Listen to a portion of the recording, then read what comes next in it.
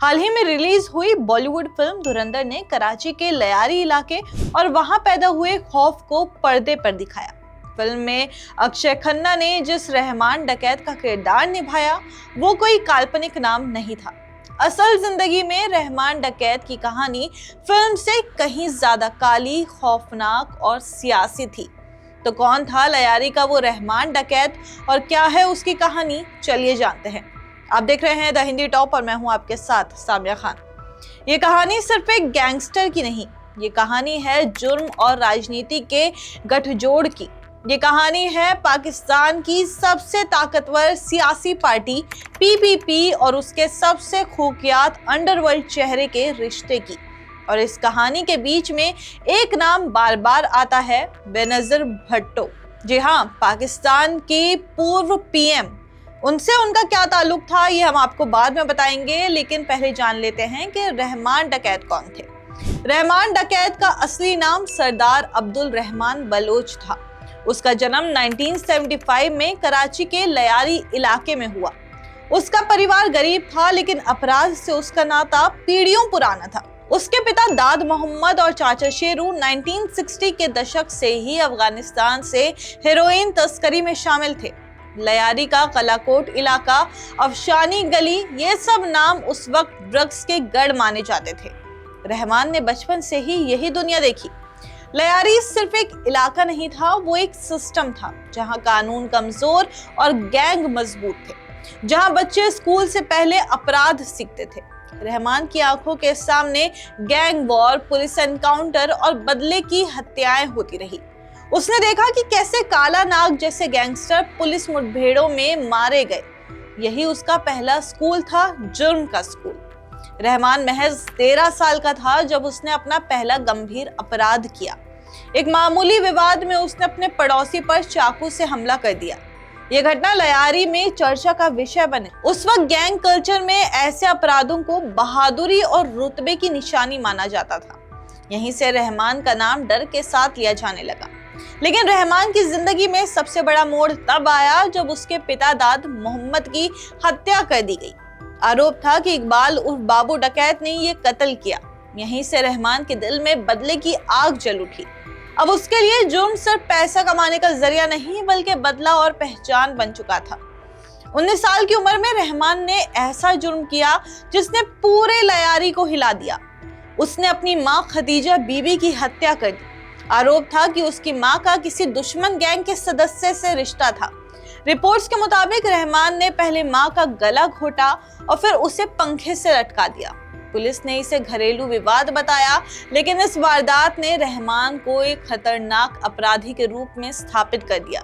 इसी घटना के बाद उसके नाम के साथ डकैत जुड़ गया। 1990 के दशक के आखिर में रहमान ने हाजी लालू के गैंग में एंट्री की। हाजी लालू उस वक्त लयारी का सबसे बड़ा डॉन था।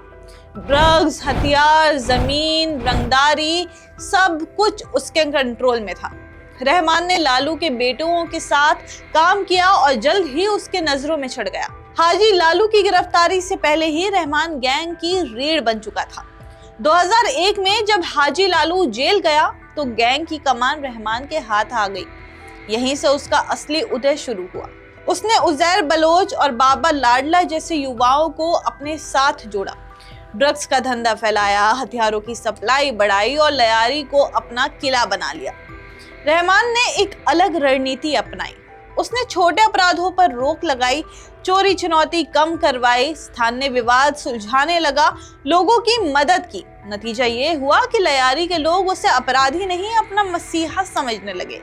लोग कहते थे कि रहमान के राज में रात को भी सुकून है। यही उसकी रॉबिन हुड वाली छवि थी। यहीं से कहानी में राजनीति की एंट्री होती है। लयारी दशकों से पाकिस्तान पीपल्स पार्टी यानी कि पीपीपी का गढ़ रहा। जुल्फिकार भट्टो से लेकर बेनजीर भुट्टो तक इस इलाके का पार्टी से भावनात्मक रिश्ता था। पीपीपी को यहाँ वोट चाहिए थे और रहमान को सियासी संरक्षण। दोनों की जरूरतें एक दूसरे से मेल खा गई। रहमान डकैत धीरे धीरे पीपीपी का अनौपचारिक वोट प्रोटेक्टर बन गया। चुनाव में बूथ मैनेजमेंट, विरोधियों को डराना, भीड़ कंट्रोल करना, ये सब काम रहमान के लोग करते थे। बदले में पुलिस उसके खिलाफ कार्रवाई नहीं करती थी। उसके ऊपर दर्ज 80 से ज्यादा केस फाइलों में दबे रहते थे। बेनजीर भुट्टो का लयारी से गहरा रिश्ता था। 1987 में उन्होंने यहीं अपनी शादी का रिसेप्शन रखा था। जब भी वो कराची आती थी, लयारी उनका मजबूत आधार होता था। यही वजह थी कि उनकी सुरक्षा में भी स्थानीय ताकतों की भूमिका रहती थी। 18 अक्टूबर 2007 को जब बेनजीर 9 साल के निर्वासन के बाद पाकिस्तान लौटी तो कराची में उनका ऐतिहासिक स्वागत हुआ। लाखों लोग सड़कों पर थे। इसी दौरान उनकी रैली में 2 बड़े बम धमाके हुए। सैकड़ों लोग मारे गए, लेकिन बेनजीर बाल बाल बच गई। धमाकों के बाद अफरा तफरी मच गई। इसी वक्त मौजूद लोगों का दावा है कि बेनजीर को भीड़ और खतरे से निकालने में रहमान डकैत की भूमिका थी। कहा जाता है कि रहमान के लोगों ने सुरक्षा घेरा बनाया और बेनजीर को सुरक्षित उनके घर तक पहुंचाया। यही वो घटना है जिसने रहमान और बेनजीर के रिश्ते को चर्चा में ला दिया। इस घटना के बाद रहमान की ताकत और बढ़ गई। वो खुद को सिर्फ गैंगस्टर नहीं बल्कि सिस्टम का हिस्सा मानने लगा।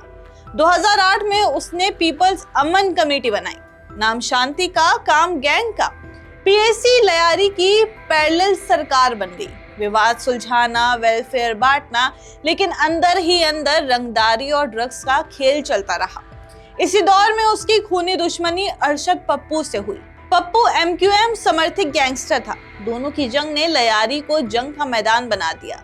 रोज लाशें गिरती थी, निर्दोष लोग भी मारे जाते थे। ये गैंग वॉर दरअसल पीपीपी और एमक्यूएम की सियासी लड़ाई की परछाई थी। 2009 तक रहमान शेरे लयारी बन चुका था, लेकिन सत्ता के करीब जाकर वो खुद सत्ता को चुनौती देने लगा। उसने नेताओं से पैसे मांगने शुरू किए, लेकिन इसी ताकत ने रहमान के दुश्मन बढ़ा दिए। साथ ही अब पीपीपी नेताओं से भी टकराव होने लगा था, क्योंकि रहमान ने नेताओं से पैसे मांगने शुरू किए थे। यही बात उसके पतन का कारण बन गई।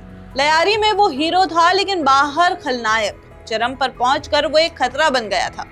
वो 9 अगस्त 2009 का दिन था। रहमान अपने 3 साथियों औरंगजेब, नजीर और अकील के साथ स्टील टाउन की तरफ जा रहा था। तभी रास्ते में जिले के एसएसपी चौधरी असलम खान की टीम ने उसकी कार रोकी। पुलिस टीम का रवैया देखकर रहमान को शक हो गया था। मीडिया रिपोर्ट्स के मुताबिक रहमान और उसके 3 साथियों औरंगजेब, नजीर और अकील ने पुलिस पर गोलीबारी की, जिसके जवाब में पुलिस टीम ने भी फायरिंग शुरू कर दी। जब गोलियों की आवाज थमी तो लयारी का एक अध्याय खत्म हो चुका था। रहमान मारा जा चुका था। उसका जिस्म गोलियों से छलनी था। कहा जाता है कि उसे 22 गोलियां लगी थी। पुलिस ने उसकी कार से हथियार बरामद भी किए थे, लेकिन रहमान की विधवा पत्नी ने पुलिस पर फेक एनकाउंटर का आरोप लगाया, जिसके चलते एसएचसी ने एफआईआर का आदेश दिया। रहमान के परिवार को उसकी किडनैपिंग का शक था। वो तुर्बत से लौटते हुए मारा गया था। पोस्टमार्टम रिपोर्ट के मुताबिक उसे 3 फीट की दूरी से गोली मारने की बात सामने आई थी। रहमान की विवादास्पद मौत ने पुलिस को ही सवालों के घेरे में खड़ा कर दिया था। रहमान की मौत के बाद लयारी जल उठा। उसके जनाजे में भी हिंसा हुई। पीएसी बिखर गई, लेकिन उजैर बलोच ने उसकी विरासत संभाली। 2013 में रेंजर्स ऑपरेशन के बाद ही हालात कुछ काबू में आए। आज भी लयारी में रहमान डकैत को कोई अपराधी नहीं बल्कि अपना आदमी मानता है। आपकी इस पे जो भी राय है हमें कमेंट्स करके जरूर बताइए, और ऐसे ही और जानकारी के लिए आप हमारे चैनल द हिंदी टॉप को सब्सक्राइब कर लें। इसके अलावा आप हमें एक्स, फेसबुक और इंस्टाग्राम पर भी फॉलो कर सकते हैं।